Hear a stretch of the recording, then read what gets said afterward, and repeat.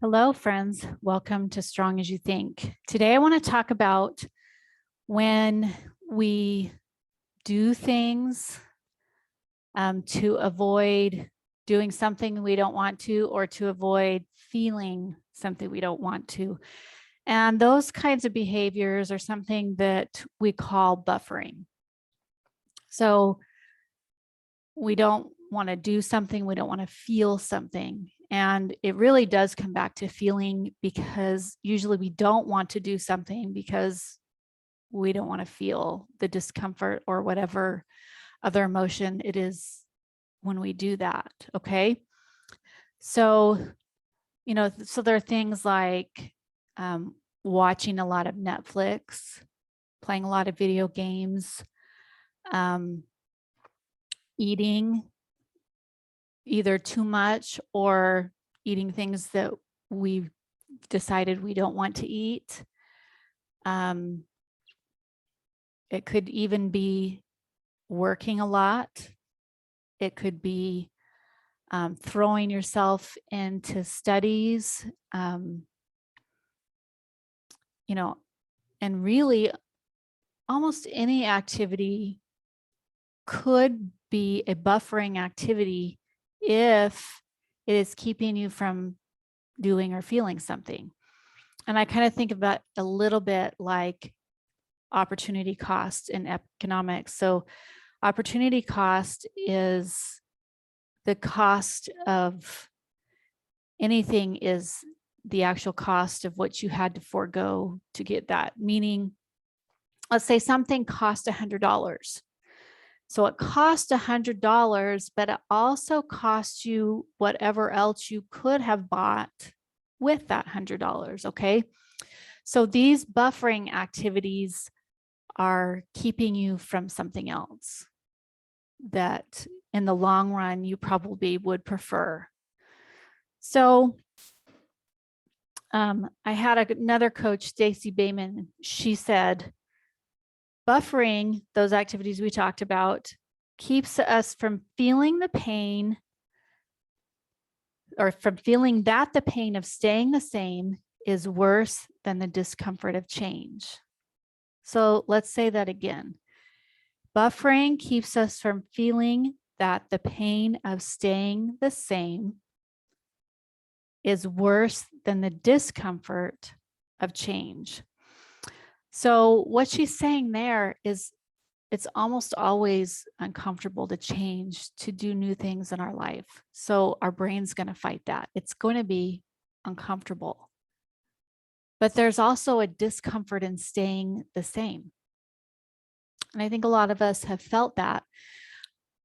But it's easy. Sometimes it just feels easier to avoid that discomfort of staying the same by just avoiding that feeling, by resisting it, by saying, I'm not having it. I don't want to feel it.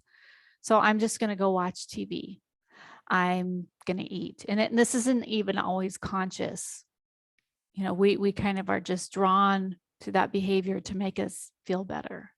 So instead of feeling something else, I'm going to make myself feel better by watching Netflix, by eating ice cream, by playing a video game, by diving into work. Okay. And I saw this happen in my life when I felt kind of the prompting or the nudge to go back and get some more education. And that was uncomfortable because it'd probably been close to 20 years since I'd been in any sort of school.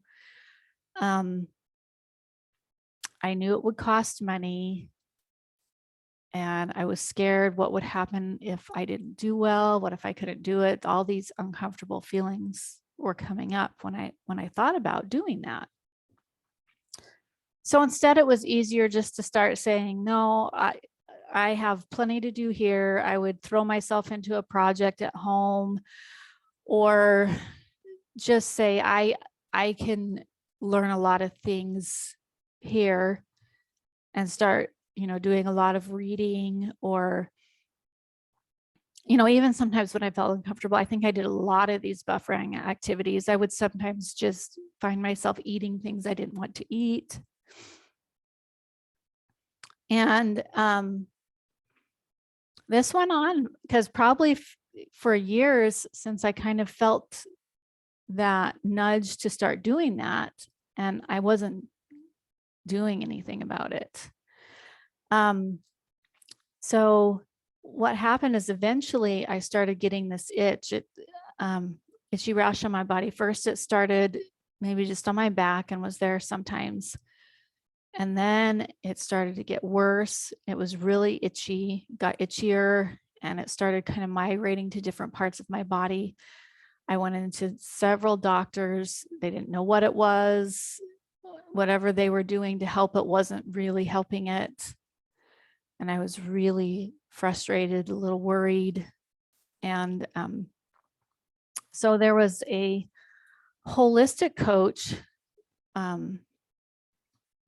She had said how she had been able to help some people with some itch. So I went to her and I thought I was going to get supplements and, advise on things to eat or, that kind of thing.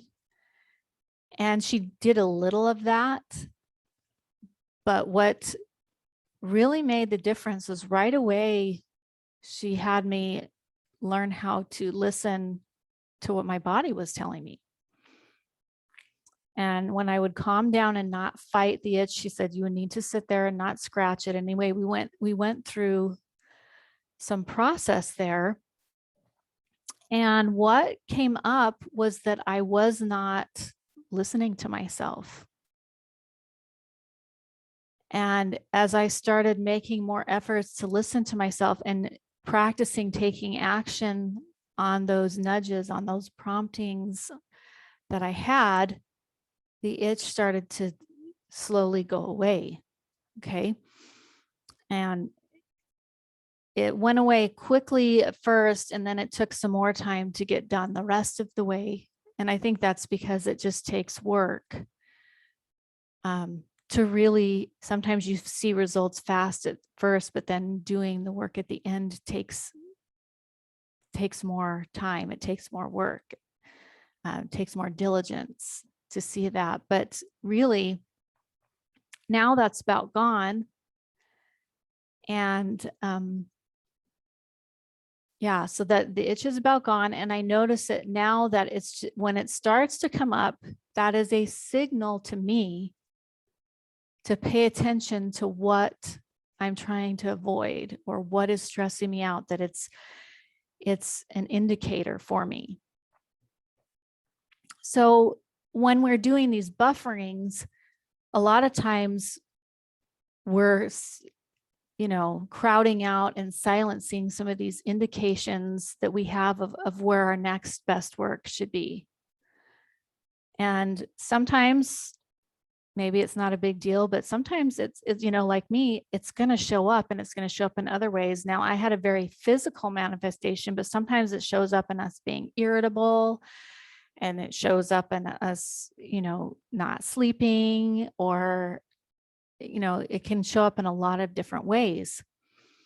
And so if you're finding some of this going on, you can look at some of these buffering behaviors and see, what am I trying to avoid? Or if you're getting some of these other symptoms in your life, you might look and see, are you buffering? Am I having some buffering behaviors? Am I avoiding something? So these could be really helpful. So I would just invite you to just take a look at either your symptoms or your buffering, and both, and just see what's going on. Most of us probably are avoiding something, and that's natural. We don't want to feel uncomfortable. We don't want to feel sad. We don't want to feel upset. But some of these are part of being human, and it's better to feel them and go through them, because as we numb them, as we distract ourselves from them, they haven't gone away. They're still there, and they're going to show up. So things to just look at, and, this week or the next few weeks, kind of make an effort to pay attention to that in your life. So thank you for joining me. If you want more help with this is something that I can work on with you too as a life coach. And we can schedule a free 30-minute discovery call to talk about how we could work together on that. But thank you for joining me, and we'll see you back next time. Bye.